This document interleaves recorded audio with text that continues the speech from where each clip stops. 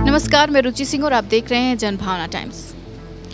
Mobile हमारे जीवन का अहम हिस्सा बन चुका है, लेकिन कहते हैं ना कि किसी भी चीज़ की अति बहुत ख़राब होती है।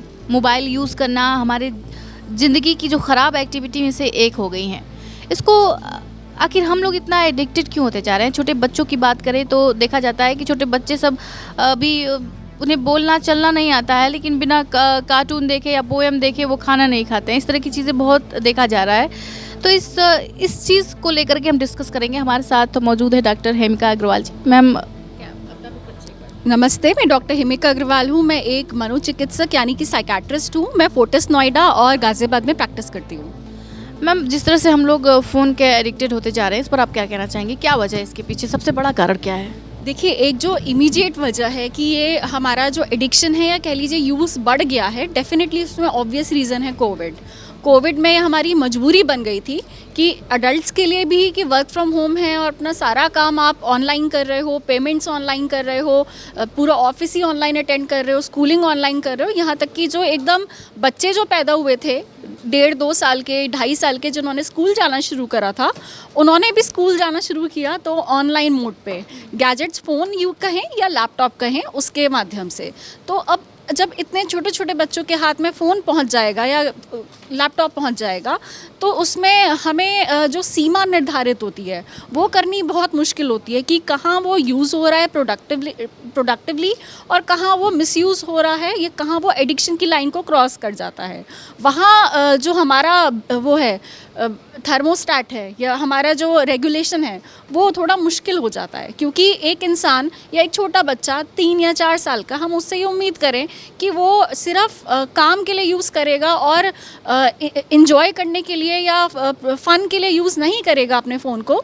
यह 4 साल के बच्चे की इतनी ज़िम्मेदारी उस पर डालना थोड़ा अनयूजुअल है और इतना हम उससे एक्सपेक्ट नहीं कर सकते। और पेरेंट्स भी कहाँ तक एक एक बच्चे के पीछे भागें, कहाँ तक एक एक बच्चे को सेंसर करें कि वो कितनी देर क्या कर रहा है, अभी वो पढ़ रहा है या उसने कोई वीडियो देखनी शुरू कर दी, इंजॉय करना शुरू कर दिया फ़ोन पे। तो ये प्रॉब्लम आ गई, इस चक्कर में यूज़ बढ़ गया। बिल्कुल मैम, क्योंकि मैंने ऐसा बहुत बार देखा है कि 6-7 साल के जो बच्चे होते हैं या 5-6 साल के जो बच्चे होते हैं, स्कूल तैयार होने से लेकर के ब्रेकफास्ट करने तक उनके पास मोबाइल होता है। ब्रेकफास्ट करते हैं मोबाइल देखते देखते, उसके बाद स्कूल जाते हैं। स्कूल से जैसे ही आते हैं वैसे ही बैग फेंक करके ड्रेस भी नहीं निकाला, कपड़े भी नहीं चेंज किए और फिर से मोबाइल लेकर बैठ गए। मतलब इतना ज़्यादा एडिक्शन क्यों? देखिए, इस तरह के बच्चों की जो हमने देखा कि शुरुआती ईयर्स में ही उनको इस चीज़ का एक्सपोजर हो गया, गैजेट्स का, फ़ोन का, मोबाइल वगैरह का। तो इतने छोटे बच्चे अपना जो रेगुलेशन है या अपने को रोक नहीं पाते, कहाँ यूज़ ख़त्म हुआ और कहाँ एंटरटेनमेंट और एडिक्शन शुरू हो गया, वो ये चीज़ नहीं जज कर पाते। तो यहाँ ज़िम्मेदारी पेरेंट्स की आती है, लेकिन साथ में स्कूल टीचर्स की, और जो हमारा बोर्ड है जो गाइडलाइंस तय कर रहा है, जो हमारी गवर्नमेंट गाइडलाइंस तय करती है स्कूल्स के लिए और एजुकेशनल बोर्ड्स के लिए, वो भी कहीं ना कहीं ज़िम्मेदार हैं कि इस जो एपिडेमिक सा फैल रहा है मोबाइल एडिक्शन का। और कई बार ये शुरू होता है अच्छी चीज़ों के यूज़ से, जैसे हम कहें कि इंटरनेट और मोबाइल दो धारी तलवार है। इसने घर बैठे बच्चों को क्लासरूम में पहुंचा दिया कोविड में, लेकिन ये जब नशे में तब्दील हुआ तो ये बहुत नुकसानदायक हो गया। तो ये हम जो पूरा समाज आई थिंक ज़िम्मेदार है, और अकेला बच्चा तो छोटा सा 4, 5, 6 या 7 साल का बच्चा तो ज़िम्मेदार हम नहीं कहेंगे, वो उसमें इतनी समझ नहीं है कि वो उस चीज़ को रेगुलेट कर पाए। बिल्कुल मैम, क्योंकि देखा गया है कि बहुत सारा ये देखा गया है, बहुत सारी वीडियोस मैंने खुद देखा है जिसमें बच्चा 3-4 साल का बच्चा है, सोया हुआ है और मोबाइल में ऐसे नींद में वो मोबाइल चला रहा है। मतलब इस तरह का नशा। देखिए, ये कंपल्शंस हैं या ये हैबिट्स हैं कह लीजिए कि उसको इतनी ज़्यादा आदत पड़ गई है कि वो रियल वर्ल्ड से हट के वर्चुअल वर्ल्ड में घुस गया है।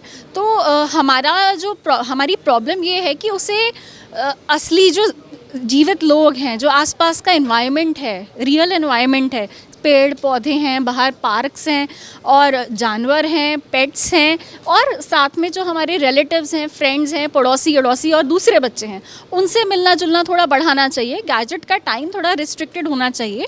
कुछ कंट्रीज़ में यहाँ कुछ चाइना जैसे कंट्रीज़ के लिए मैंने कहीं पढ़ा था कि उन्होंने इस तरह के कैंपेन स्टार्ट करे थे कि अगर एग्जाम्पल है कि अगर 2 घंटे से ज़्यादा कोई ऑनलाइन गेमिंग करता है तो सिस्टम अपने आप ऑफ हो जाता है, जिससे कि उसमें रिस्ट्रिक्शन हो। तो कहीं लॉज की भी ज़रूरत है जो कि इस तरह की चीज़ का ओवर यूज़ और बच्चों में एडिक्शन, गैजेट एडिक्शन को रोकें। बिल्कुल मैम, आपसे हम पूछना चाहते हैं कि इन सब का निवारण क्या है, क्या निवारण है, मतलब मेन निवारण स्टार्टिंग से क्या निवारण है कि पेरेंट्स को किस तरह से रहना चाहिए बच्चों के साथ। अगर बच्चों की बात कर रहे हैं इस मामले में तो हम आएंगे आपको बड़ों के भी सवाल पे, लेकिन जी। अभी इस सवाल का देखिए, पेरेंट्स को भूलना नहीं चाहिए कि बच्चे जो हैं, सबसे पहले जो सबसे मॉडल एग्जाम्पल होता है बच्चों के सामने वो पेरेंट्स खुद होते हैं। तो पेरेंट्स जैसा बिहेव करेंगे बच्चे उनको सबसे पहले कॉपी करेंगे, और अगर पेरेंट्स को खुद ही गैजेट्स में बहुत देर तक यूज़ करते हुए एडिक्टेड पाएंगे तो वो भी उन्हें कॉपी करके एडिक्शन में जाएंगे। और ऐसे पेरेंट्स जो खुद एडिक्टेड हैं वो किस फेस से बच्चों को रोकेंगे, वो खुद ही इस गिल्टी फील करेंगे, बच्चों को रोक नहीं पाएंगे। तो पहले पेरेंट्स अपना व्यवहार ठीक करें और फिर ये पहचानें कि उनके लिए ये गैजेट्स बाद में आए, उनके एक जीवन काल के बाद आए, इंट्रोड्यूस हुए। लेकिन जो बच्चे हैं आजकल के, उनके जीवन काल में बहुत ही जल्दी इंट्रोड्यूस हो गए। तो वो इन चीज़ों के प्रति एडिक्शन होने की संभावना बच्चों में ज़्यादा हो जाती है, यूज़ भी ज़्यादा होता है, और कहाँ यूज़ और एडिक्शन की लाइन है उसे पेरेंट्स पहचानें और उन पर थोड़े रिस्ट्रिक्शंस लगाएं। बिल्कुल मैम, अगर बड़ों की बात करें तो मैं पर्सनली अपना बता रही हूँ आपको मैम, बहुत से लोग चाहते हैं कि मोबाइल ज़्यादा ना यूज़ करें, लेकिन उसके बावजूद भी वो नहीं छोड़ पाते हैं। तो अगर कोई चाहता है कि मोबाइल का यूज़ ज़्यादा ना करे, मोबाइल का जो एडिक्शन है उससे दूर जाए, तो कैसे वो छोड़ सकता है? जी देखिए, अगर मोबाइल का यूज़ आपकी नींद में इंटरफियर कर रहा है, एग्जाम्पल दे रही हूँ मैं, वो एक साइन है कि मोबाइल का यूज़ ज़्यादा है और उसे काटने की ज़रूरत है। तो हम अगर वर्क प्लेस में हमारा काम, ऐसे ग्रुप्स बने हैं, व्हाट्सएप ग्रुप्स बने हैं जिसमें इन्फॉर्मेशन आ रही है, अपडेट हो रही है, और उसके बिना हम काम नहीं कर सकते, तो ये तो हमारी मजबूरी हुई। लेकिन घर जाके अगर मान लीजिए हम उसके बाद हमारे अपडेट्स नहीं आ रहे और हम ऑनलाइन, हमें रहने की ज़रूरत नहीं है काम के वजह से, तब हम फ़ोन को साइलेंट करके अलग रख सकते हैं और रात को स्क्रीन, किसी भी तरह की स्क्रीन से दूर रहें और रीडिंग टाइम बढ़ा सकते हैं। जैसे पुराने टाइम में हम लोग बुक्स पढ़ा करते थे कुछ टाइम पहले तक, तो हम बुक रीडिंग वगैरह बढ़ा सकते हैं। वो हमारे पूरे हेल्थ के लिए अच्छा है, स्लीप के लिए अच्छा है और पूरे सिस्टम के लिए अच्छा है। बिल्कुल मैम, तो एक आखिरी सवाल आपसे यही पूछेंगे, अगर रीडिंग की बात की तो आप किस तरह की किताबें पढ़ना चाहिए युवाओं को आज के? देखिए, ये तो बहुत ही मतलब इस चीज़ का एक आंसर नहीं हो सकता। युवाओं को अपना अलग अलग हाँ, देखिए, किसी को कुछ किताबें पढ़नी पड़ती हैं जो उनके कोर्स की होती हैं, तो उसमें तो कोई बार्गेन नहीं है कि पढ़ें ना पढ़ें, वो तो उनको पढ़नी ही है। अगर हम इन्जॉयमेंट के लिए पढ़ें तो हम आम तौर पे मानते हैं कि एक्सरसाइज, स्पिरिचुअलिटी और रिलैक्सेशन, इन चीज़ों में कोई भी बंधन नहीं होना चाहिए, और आपको अपने मन के प्रति अनुकूल कोई चीज़ ऐसी ढूंढनी चाहिए जिससे कि आप उसे इन्जॉय करो। एक्सरसाइज भी अगर हम ऐसी करें जिसमें हम इन्जॉय नहीं करते, किसी को योगा में इंटरेस्ट आता है, किसी को एरोबिक्स में, आप इसे स्वैप कर दो तो लोग इन्जॉय नहीं करेंगे, और ये काम उनको डेली करना है। तो रीडिंग भी अगर डेली करनी है तो ऐसी होनी चाहिए जो आप खुद इन्जॉय करो, आपकी पर्सनालिटी से मैच करती हो, और आप अपना खुद का एक तरीका निकालो, खुद का एक पैटर्न निकालो, आपको कैसी बुक्स या किस तरह की एक्सरसाइज पसंद है और उसको फॉलो करो। बिल्कुल मैम, बहुत बहुत धन्यवाद मैम। Thank you. तो जैसा कि आप लोगों ने देखा कि मैम ने बहुत सारा आपको आइडिया दिया कि आप किस तरह से मोबाइल से दूर हो सकते हैं, कैसे मोबाइल का एडिक्शन ख़त्म कर सकते हैं। अगर आप भी एडिक्टेड हैं मोबाइल के तो मोबाइल को दूर रखिए, घर जाने के बाद बुक्स पढ़िए, वर्कआउट करिए, बहुत सारी ऐसी चीज़ें हैं जिससे आप दूर हो सकते हैं, जैसा कि मैम ने बताया। अगर आपको ये वीडियो अच्छी लगी हो तो हमें कमेंट करके बताइए और देखते रहिए हमारे चैनल जनभावना टाइम्स को।